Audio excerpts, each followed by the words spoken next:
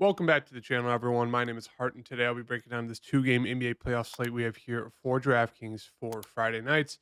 Happy Friday. Hope you guys have a great start to your weekend tonight. Are able to enjoy these two games. I'm going to be breaking them down, going through my favorite early look core plays, as well as doing a game-by-game breakdown, just kind of talking through who we should target, who we should look to, all that good stuff. So if we could hit 30 likes on this video, that'd be great. So make sure to hit that like button and subscribe.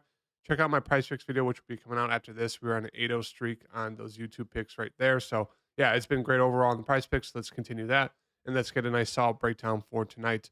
And hopefully, one of you guys gets a takedown. So let's get into this breakdown. So right now, the Warriors are playing at home. They're favored by 7.5, 235.5 game total. And I think the Lakers are 4.5 point favorites over the Grizzlies. The Lakers are also playing at home, and that's like a 18.5 game total. So obviously, this Sacramento Golden State game is the game that has the higher total. Should be a faster pace, should be less defense, should be higher scoring. It should be the game we want to get most of our pieces from. So with that in mind, on the Sacramento side, Sabonis is, I think, is a very safe play. He really hasn't had too much ownership recently. He really hasn't flashed the ceiling, too high of a ceiling yet either. As you can see, in this series so far, 40, 39, 43, 39, 46 and a half. So he's pretty much been getting like 40, 41 fantasy points a game. On the season, he's averaging closer to 50. So he's just been limited, and it's really just been the De'Aaron Fox show. So I think Sabonis is a very solid, like, contrarian spend up option who doesn't have a ton of ownership, and we know he's a solid floor and he has a big ceiling. It's just, can he hit some shots, and play make? That's kind of the big issue there, is that the playmaking has gone through Fox. So I do slightly prefer Fox at 8,700. I mean, he's already playing. He's basically playing 40 minutes a game. In a winner go home game, expect the same amount of minutes. 42 minutes from him. He's going to shoot the ball 20 plus times. I mean, every game so far this series, he's shot it 20 plus times. He's solid at getting rebounds. He's solid to get assists. He can get steals. He can get rebounds or blocks. Everything. He can stuff the stat sheet. So Fox looks very, very solid. He's gotten 50 or more fantasy points every single game. So I don't mind riding the hot streak with him. For that reason, I do slightly prefer Fox to Sabonis, but depending on the ownership, if the Sabonis is going to come in at like 10, 50% less compared to Fox, I think I'd rather go to Sabonis. But they both look great. Monk looks very, very solid here in the mid range, 5,500. Price came down a little bit there from 5,900. And he's just been solid, pretty much seen close to 30 minutes every game so far, besides that game three, where he shot 1 of 9. Obviously, if he's going to shoot bad, they're going to limit him, but they really need him off the bench. He's been super, super solid. So I think it's a fine mid range play there. Harrison Barnes in the mid range, I just don't think you need to do it. He's the safest of these wings here for the Kings, but it's one of those things where he's got the lowest floor and the lowest ceiling because he's just not good. So you can go to him if you want to be super contrarian, but Monk has a way bigger upside there. Same thing with Herter, same thing with Murray. So it's like, I don't know why you'd land on Barnes unless you want to get just super, super contrarian and really pray that he has like the 1 out of 20 game, 1 in 20 chance game where he actually does very well and goes for like 30, 35 plus. Otherwise, it's just like you're kind of killing your upside when you can just go to Monk for a little bit more money or pay down for a guy like Herter and Murray who have the same upside and are cheaper. So that's kind of my thoughts there with Barnes. Herter, he's been the guy, as I mentioned, the whole season. With these wings of Monk, Barnes, Herter, and Murray, one of them gets benched. So whoever is having the solid game, Monk comes off the bench, the other three start, and then whoever's doing the worst will get benched. And recently, as we've seen, it's Kevin Herter. Two of those games were because of foul trouble, and then the last two, he just has not been playing well. 1 of 4, 4 of 10, 20 minutes, 16. But it's one of those things, right, where it's like that's not like consistent. Where they're just going to keep benching him. It's whoever's doing the worst out of those group of four is going to get benched. So it's been Herter. Before that, for a few games, it was Keegan Murray, as we saw the first two games, 16 and 16, and then 22, 33, 35. So it's kind of just like a dart throw, and that's what makes it risky. So I don't mind landing on a Herter here at 4,600.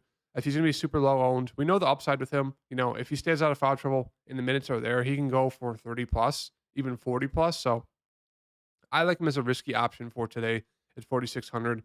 But yeah, that's kind of the risk with these wings, is that whoever's doing the worst is going to get benched. It seems like Monk has kind of solidified himself with just how productive he's been through the series so far, that he's going to get at least 25 minutes, even if he's doing bad. Before, during the regular season, if that happened, he was playing bad, he wasn't shooting the ball well, he'd get limited to like 15. But I think we can expect at least 25 from him, even if he's doing terrible. Barnes is usually going to get 25 to 30, depending on if he's doing good or bad. So I think still he's my least favorite of the group. I think Herder might be my favorite, tied with Monk, just because of the upside, the potential low ownership, contrarian option. So I like him. And Keegan Murray's a fine play. Once again, he's the cheapest. He's actually been playing solid minutes the past 2 games. That other game was good. Other game was okay. So I think he's a fine option there, 4,300. David Mitchell, you can take a dart throw on him. He should play about 20-ish minutes. They will close with him on staff. I guess he's fine there. And I don't mind taking a dart throw on Trey Lyles. We know he can be super productive in limited amount of time. And it's one of those things, if like Sabonis gets in foul trouble, Trey Lyles is going to be that guy that kind of steps up. Sure, they could go to Alex Lynn for a little bit, but I think Trey Lyles fits more into their kind of build. So yeah, that's the breakdown for Sacramento. So I think right now I'm going to throw in Herder as that like risky contrarian option just right now into the early look core plays. Obviously, I'll have updated core plays on my Patreon link down below. On the Golden State side, I've been jamming in Steph. It really hasn't paid off recently, as you can see. Um, in this series so far, 41, 41, 56.5. So great game there. And then 48, 44. So, I mean, box score wise, you look at this box score, you're like, Steph's playing great, 30, 28, 36, 32, 31 fantasy points, which is solid. But it's like fantasy point wise, DFS wise, he's not been doing well. He's been doing average. And that's kind of what you don't want when you're paying up. It doesn't hurt you on a 2 game slate like this, where if he's going to go for like, 45 fantasy points, it's not going to hurt you, obviously, but you want that huge upside. And I think today is that game where Steph finally has that huge upside, goes for like 40 real life points, if not more. They're playing at home. They play way, way better at home. We know they struggle immensely on the road. So I'm liking Steph once again. I'm going to continue clicking on him until he goes for that 40 plus real life point game. And so, yeah, I love Steph here. And then once again, it's really hard not to get to the Golden State mid range. Wiggins, Thompson, Green, Looney, slightly Poole, but these main 4 guys, they're all just playing huge minutes. And it's like they're all coming at cheap price tags. It's a great game environment. They can all score. They can all get the peripheral stats. Like Wiggins is seeing close to 40 minutes a game. I expect 40 from him tonight. Same thing with Klay Thompson. A little bit more score independent. But if he gets hot from the floor, his minutes are kind of all over the place. Some due to foul trouble. But it's like if he gets hot, he can go for 40 plus. Even if Wiggins or Curry doing well, he can still do well. Same thing with Draymond Green. If everyone's doing well, usually it means Draymond Green is giving everyone involved offensively with passing, rebounding, steals, all that stuff. So I think all 4 of these guys look great.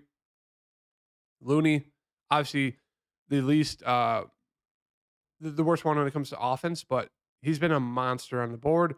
20, 14, 22. He's been assists, 9, 6, 7. He can get steals. He can get blocks. So I think he looks pretty solid there. I prefer the other 3, but Looney is a very strong play there at 5,900.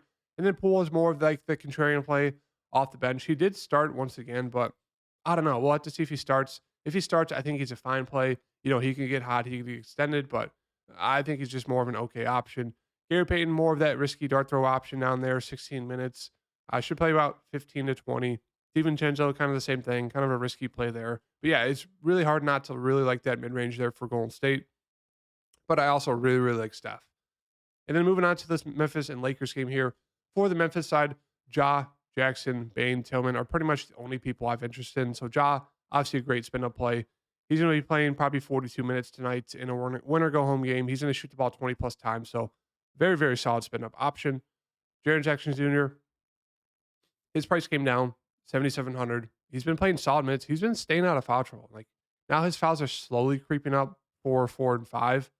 But he's been staying out of foul trouble for the most part. We know he's double-double upside, and he's been pretty aggressive, and he's been great at getting blocks. So I think it's like a very, very strong play there at 7,700.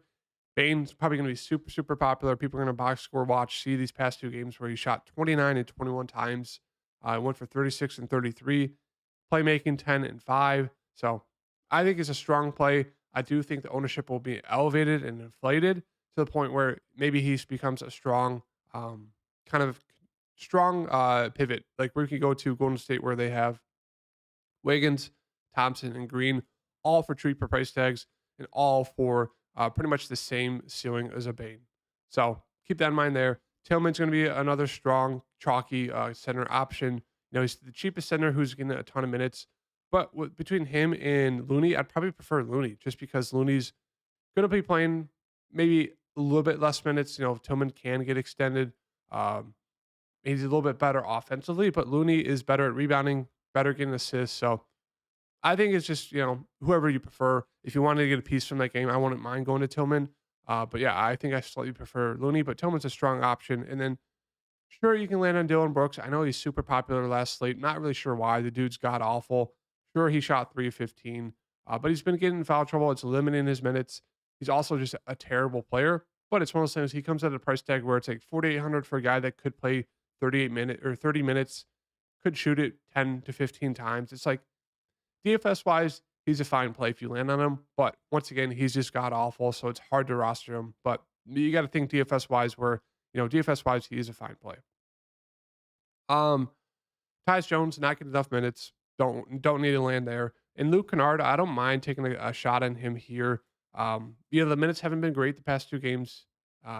He did get in that like argument, if you want to call it, with the coach. I don't know why they're not playing him more. They really need his 3-point shooting. So it could be one of those games where he goes for mid-20s minutes, and if he's hitting shots, he can be productive. I wouldn't expect him to be like a playmaker, like 5 and 4, but yeah, I don't mind taking an absolute dart throw if you're playing multiple lineups on Luke Kennard. And that's really it's they will sprinkle in like a little bit of Conchar, Roddy, Santi, depending on the foul trouble, but not much to be happy about. And then moving on to the Lakers side here, it'll be interesting to see what they do with the lineups for today. So in that game there, it was 74-75. I think the Lakers were either up or down 1 point, whatever it was in that third quarter there. And then they took out Anthony Davis, and Memphis went on like a 10-0 run to end the quarter, and then they went on like another 15-0 run to start the fourth quarter, and it was obviously a blowout because they didn't have any rim protection. They took out Anthony Davis. They were small, and they got destroyed. So it'll be interesting to see. I know there's a lot of rumors going on Twitter, especially after that game, where people are pissed, and they're like, why aren't we playing Lonnie Walker? Why aren't we playing Mo Bamba just with like backup center minutes? So what to see? I mean, maybe if you're playing 150 lineups, you could definitely take a shot on taking like sprinkling in, throwing in, Lonnie Walker into a few lineups of the 150 or Mo Bamba. I wouldn't suggest it in like a single entry unless we got like confirmation from Darvin Ham that is like, yeah, these guys are going to play. Even if he says that, they could only play like 10 minutes, 15 minutes at most. But I will mention that, maybe they do switch up the lineups there. But overall, I think we expect at least probably 40 minutes from 80, LeBron, Reeves, and I'd say those three. I think we can expect 40 minutes from these three in a winner go home, or it's not a winner go home, but win and clinch game, winner go home for the Grizzlies. So 80 came out and said yesterday that he's willing to play 48 minutes the whole game. So I think he's a very, very strong spend up option. He's actually been doing very, very solid. LeBron, I guess is a safer one, but he did terrible shooting the ball last game. Got limited on the minutes as well. 1 of 9 from three. Has not been shooting it great from three at all this series. But I like him. It's LeBron. We know he's going to come out, try to clinch this series here. So both very, very strong options. But I think I do slightly prefer getting to like a Steph or getting to like a Ja. But LeBron and AD look great. Reeves, I think he's the safest when it comes to the mid-range options. Should be playing around 40 minutes. Will shoot the ball. He's productive. So I do like Reeves there at 5,800. And then I don't mind D'Lo. I mean, we know he has this upside here. About 35, mid 30s is what we're kind of looking for. But the minutes aren't great. He stayed out of foul trouble, but he still only played 30 minutes. Now he did probably lose a few minutes there because of the blowout risk, maybe 5 minutes. But yeah, I think he's a solid mid-range option. In terms of the like secondary options, Rui's fine, but as we can see, he will get limited if he's not playing well. Vanderbilt, I guess a fine play there at 4,000, should play around 20 minutes. Sure, he can go for 25, 30 plus fantasy points, but he's very risky just because he's not getting the minutes. Schroeder, a dart throw play as well, I guess you can land on. And they will sprinkle in some Troy Brown as well. But yeah, that's really it. It's really just kind of the main three guys for me: AD, LeBron, Reeves, maybe a little bit of Russell. And if you want to get super risky, if you're doing 150 max, maybe look into like Alani or Mo Bamba, even though, as I mentioned, it's not a guarantee they play at all. And even if they do, maybe it's 5 minutes. So who knows? But I'm expecting huge, huge minutes already. They've already had huge minutes for all these starters in these games. It's the playoffs. They run tighter rotations. We know that. in these winner go home situations, expect at least a few more minutes for kind of the main guys. So yeah, I'm really liking Steph, really liking Reeves, really liking Herter right now as a contrarian option. And then as a fourth play right now, who do I want to go to?